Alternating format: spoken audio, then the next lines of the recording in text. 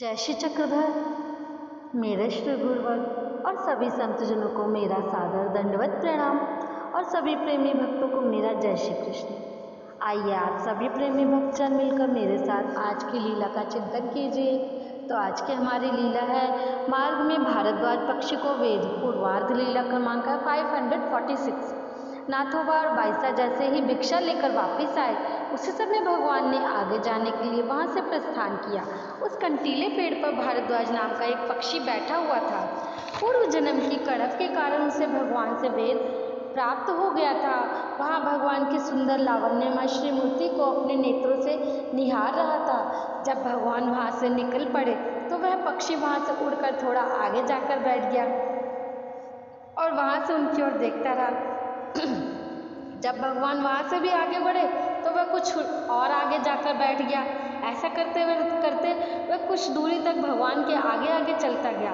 थोड़ी दूर तक चलने के बाद आगे नाला पार करके भगवान मार्ग में एक स्थान पर आसनस्थ हुए।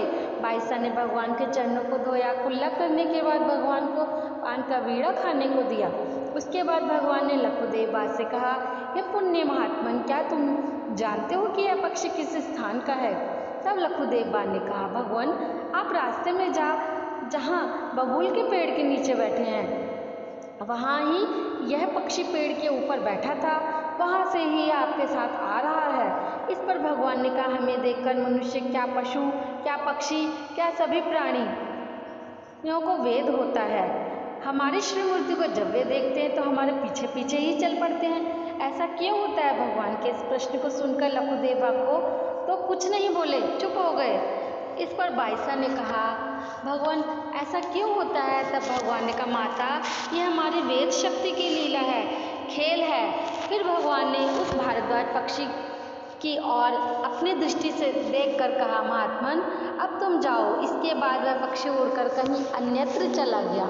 लीला का हेतु है परमेश्वर के स्वरूप में सौंदर्य, लावण्य, औदार्य, सौभाग्य आदि जो गुण हैं वे उनकी श्रीमूर्ति पर झलकते दिखाई देते हैं। इन्हीं गुणों के कारण ही मनुष्य, पशु पक्षी आदि प्राणी परमेश्वर के सौंदर्य से प्रभावित होते हैं। इन्हीं गुणों से वे आकर्षित होते हैं, उन्हें वेद होता है।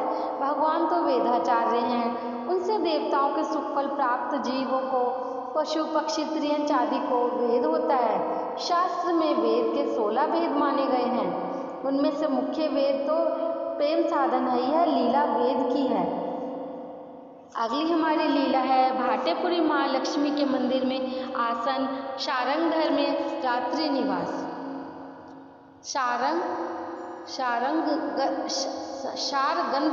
शारंगगद में रात्रि निवास। पूर्वार्ध लीला क्रमांक 547। भारद्वाज पक्षी के चले जाने के बाद भगवान वहां से चल पड़े।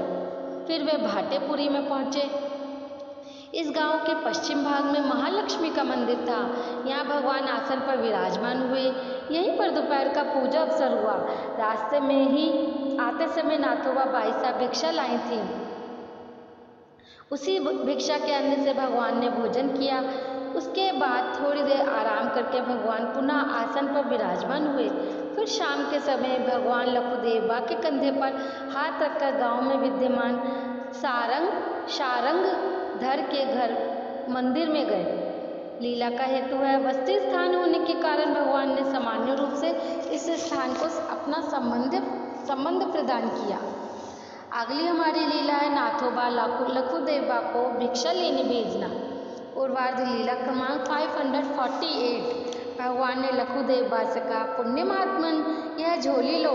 ऐसा कहकर भगवान ने झोली को गांठें लगाकर उनके हाथ में दी। फिर भगवान ने कहा, पुण्य महात्मन भिक्षा लेने की विधि का पता होना चाहिए। फिर नाथोबा ने भगवान से कहा, तुम भिक्षा पर इन्हें अपने साथ लेकर जाओ। फिर वे दोनों भिक्षा लेने गांव में गए। दोपहर के बाद भिक्षा करके वे वापस लौटे। नाथोबा ने भिक्षा लेते समय सभी वस्तुओं को अपनी झोली में अलग रखवाया। उन दोनों ने अपनी अपनी झोली भगवान को दृष्टिपूत करवाई। भगवान ने बाएं हाथ को झोली के नीचे रखकर दाएं हाथ से भिक्षा अन्न को देखा। तब भगवान ने कहा, पुण्य महात्मन तुम्हें भिक्षा लेने की विधि अभी पता नहीं चली। फिर उन दोनों ने अपनी झोलियाँ बाईसा के हाथ में दे दी। बाईसा ने भगवान की पूजा अर्चना की। उन झोलियों में से अच्छे अच्छे पदार्थ निकालकर भगवान को भोजन के लिए समर्पित किए। भगवान ने शाम के समय भोजन किया, कुल्ला करके पान का बीड़ा लिया। रात के समय शारंगधर के मंदिर में ही निवास किया। पूर्व इस लीला का हेतु है भिक्षा लेने जाते समय कीड़े मकोड़े उसके पैरों के नीचे आकर ना मरे, इस हिंसा से बचना चाहिए। घरों को चुनकर भिक्षा नहीं करनी चाहिए। भिक्षा में आए पदार्थों को अलग अलग नहीं रखना चाहिए। कुशलता से कार्य करना चाहिए। आचरण करने वाली लीला है। अगली हमारी लीला है मनोरथ जानकर लखुदेव बा को भेजना। पूर्वार्ध लीला क्रमांक 549। प्रभात के समय उठने के बाद भगवान बाहर स्वाभाविक क्रिया के लिए गए। वहां से वापस लौटने पर उन्होंने हाथ पैर धोए। उसके बाद वे आसन पर विराजमान हुए। उधर रात के समय लखुदेव बा अपने मन में सोचते रहे कि उन्हें घर से निकले हुए बहुत समय हो गया है। वहाँ गांव में सभी उन्हें याद कर रहे होंगे, तो उन्हें अब अपने घर जाना चाहिए। उन्हें खाने पीने के लिए राशन पानी का प्रबंध करके निश्चिंत कर देना चाहिए। वहाँ का सारा प्रबंध करके फिर यहाँ वापस लौट आऊँगा। इधर भगवान प्रातःकाल के समय दातुन करते हुए हाथ में दातुन पकड़कर लखुदेव बा से कहने लगे, पुण्य महात्मन, रात को तुम मन में अपने घर जाने का मनोरथ करते रहे थे। घर के कुटुंब परिवार की चिंता हो रही थी। इस पर लखुदेव बा ने रात को जो सोचा था वह सारी बात कह दी। वहाँ का सारा प्रबंध करके वापस लौट आएगा। फिर भगवान ने कहा, तुम्हारे पास कुछ धन है कि नहीं? इस पर लखुदेव बा ने कहा, भगवान एक गिन्नी है। फिर भगवान ने कहा, इस समय तो तुम अपने गांव चले जाओ। वहाँ उन लोगों की सारी व्यवस्था करने के बाद खड़कुली में आकर तुम हमें मिलना। इसके बाद भगवान ने कुल्ला करके मुंह हाथ धोए, थोड़ा सा जलपान किया। भगवान को प्रातःकाल का पूजा अवसर किया।